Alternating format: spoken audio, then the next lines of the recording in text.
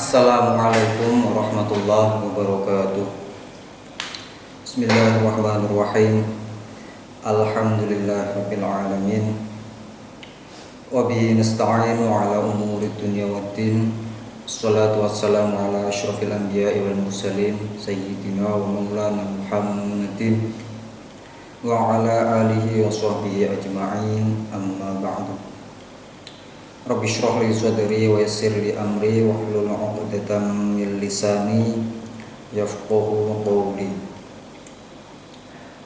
Para siswa di rumah yang kami sayangi, sebelum ini masuk materi nahwu ya. Nahwu kelas 7. Nah, sebelum masuk ke pembahasan materi, ini saya mau memberikan sebuah pengantar,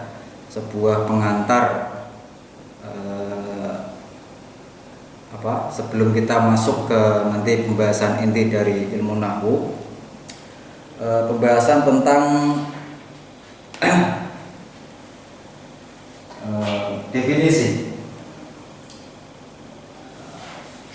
Satu, nahwu. Jadi kalau kita mau belajar sesuatu, paling tidak kita harus tahu definisinya.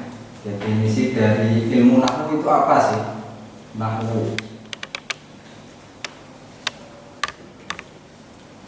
Nahwu. Nah, ini satu definisi. Kita harus tahu nahwu itu apa.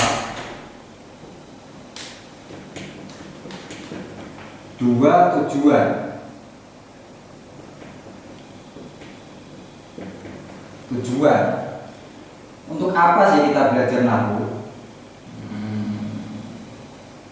Itu tujuan. Jadi masuk ke definisi. Apa itu nahwu? An-nahwu huwa qawaidu yu'rafu biha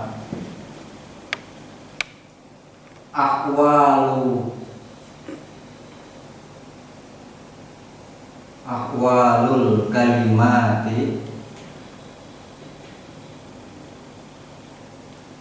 al-arabiyyati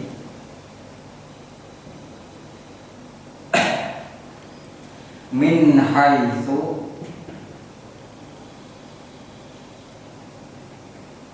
al-i'rabu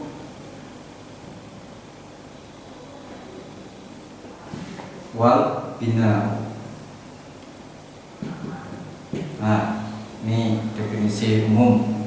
Apa sih ilmu nahwu itu? Jadi ilmu nahwu adalah sebuah ilmu tentang kaidah-kaidah untuk mengetahui kondisi atau keadaan kalimat dalam bahasa Arab min haitsul i'rabi wal bina'i, dari segi mu'rab wal bina'i dan mabninya, atau dari segi min haitsu ifradiha juga bisa min haitsu ifradiha wal tarkibiyah.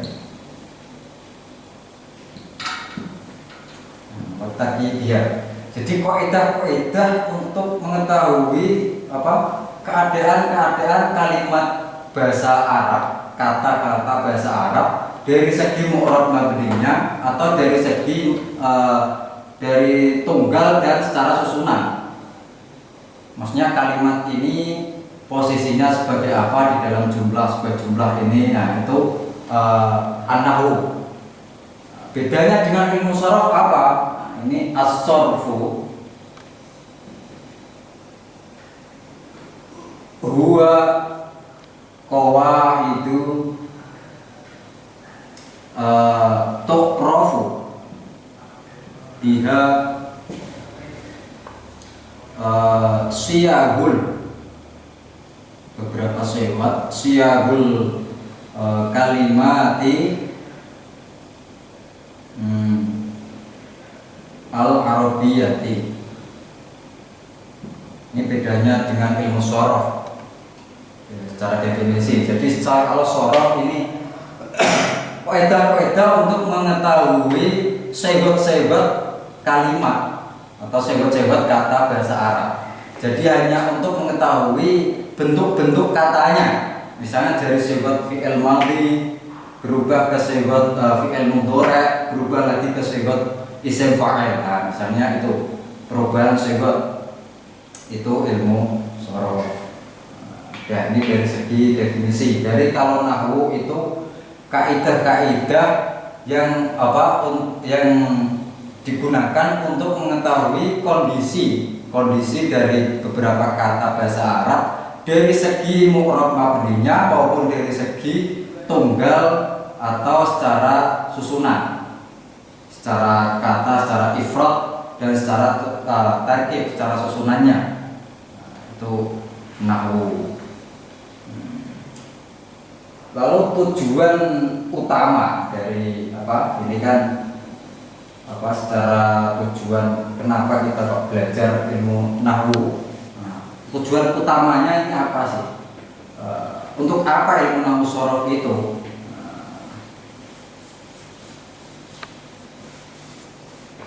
Jadi misalnya kita ingin jadi nahwu shorof itu gini. Misal kita punya keinginan untuk memahami sebuah kitab, untuk membaca kitab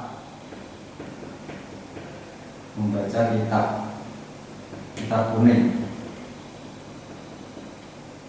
atau untuk memahami bahasa Arab misalnya.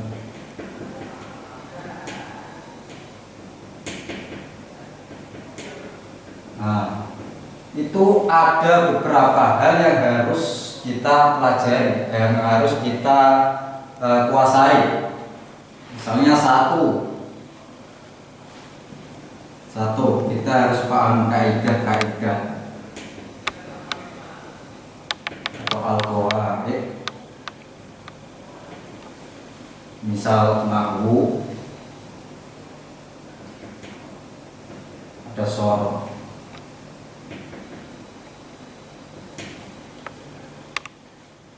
Kita harus memahami atau menguasai kaidah-kaidah bahasa Arab.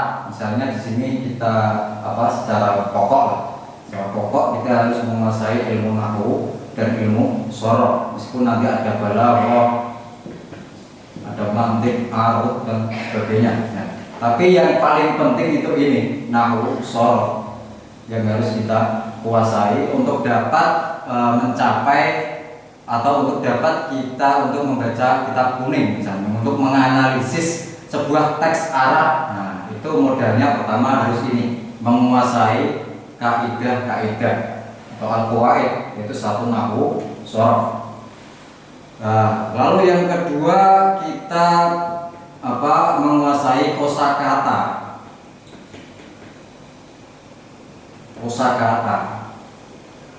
atau al-mufrodat.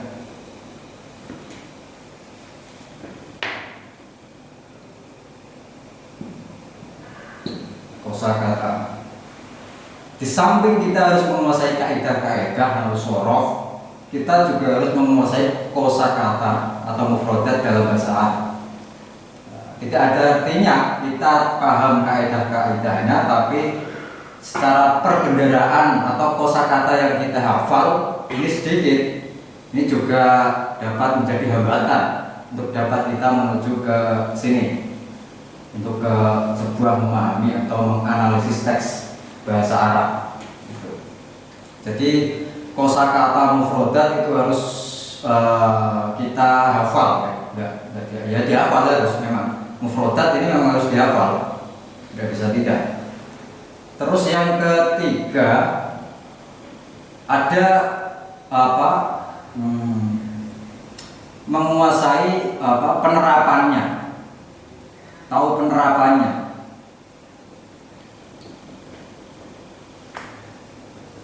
Penerapan dari kaidah-kaidah dan kosakata ini, penerapannya atau at-tatbiq.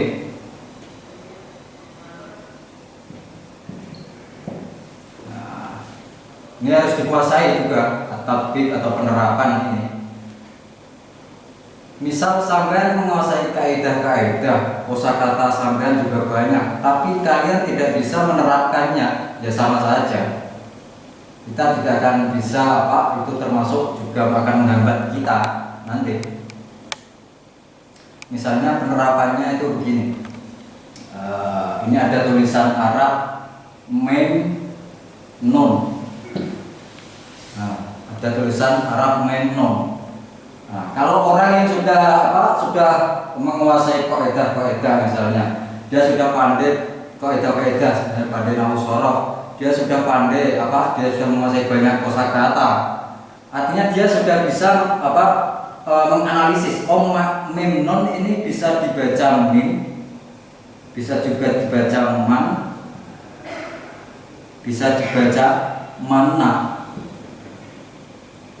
Nah, ini misalnya ada tulisan Arab gundul, itu ada lam sama mim gini. Gimana cara bacanya? Nah, untuk orang-orang yang sudah paham kaidah, sudah paham kosakata, ini pasti dapat menganalisis. Oh, ini bisa dibaca lama, bisa dibaca lima, bisa dibaca lama, misalnya gitu. Nah, untuk tatbiknya ini, untuk at-tatbik nanti dia bisa menerapkan menganalisis dengan teks sebelum min atau man atau mana. Misalnya itu nanti dalam penerapannya dia bisa menganalisis. Oh, ini berarti menggunakan min. Oh, ini berarti man syartiyah misalnya. Oh, ini mana, ini berarti berupa fi'il. Nah, itu kenapa kok tiga hal ini harus kita belajari terus, harus kita kuasai, harus kita pelajari terus, mulai dari kaidah bahasa Arab, nahwu sorofnya kita perkuat, kita belajar terus, kosakata kita perbanyak. Mengapa salah satu kosakata ini penting? Misalnya kalian sudah bisa kaidah-kaidahnya, sudah hafal semua, penerapannya saya sudah bagus, tapi mufradatnya masih kurang. Misalnya kalian seringnya membaca kitab-kitab fikih, kitab-kitab hadis, kitab-kitab tafsir, lalu ada disuguhi kitab filsafat misalnya, kitab filsafat atau kitab-kitab umum yang berbahasa Arab misalnya. Nah, ini saya yakin pasti pada kesulitan sama, karena kekurangan mufradat dalam kaitannya dengan istilah-istilah di buku-buku filsafat. Itu mengapa tiga hal ini menjadi satu kesatuan penting untuk dapat menjadi seseorang yang dapat menganalisis, memahami teks bahasa Arab. Itu.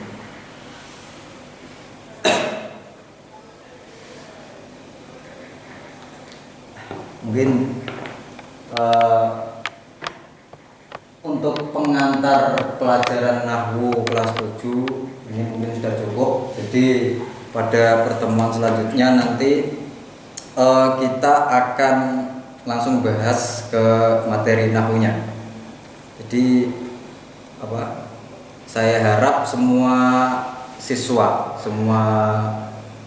siswa-siswi ini mempunyai kitab jurumiyah, misalnya kitab matan. Jadi nanti dimaknai, saya baca matanya, saya maknai dalam bahasa Indonesia, nanti saya terangkan bahasa Jawa. Jadi kalian itu harus memaknai kitabnya, kitab masing-masing. Jadi harus punya kitab masing-masing, kitab jurumiyah harus punya. Atau kalau tidak punya, download PDF, nanti disalin di buku, nanti dimaknai sendiri. Nah, itu untuk membiasakan kita dengan teks Arab. Kalau kita terbiasa membaca, menulis teks Arab, ini kedepannya bisa jadi mudah. Misalnya memaknai pegon bagaimana, menulis pegon bagaimana, menulis menulis tulisan Arab yang benar itu bagaimana. Kita harus sering-sering bersentuhan dengan tulisan Arab. Nah, mungkin sekian dari saya. Wallahu a'lam bishawab. Wassalamualaikum warahmatullahi wabarakatuh.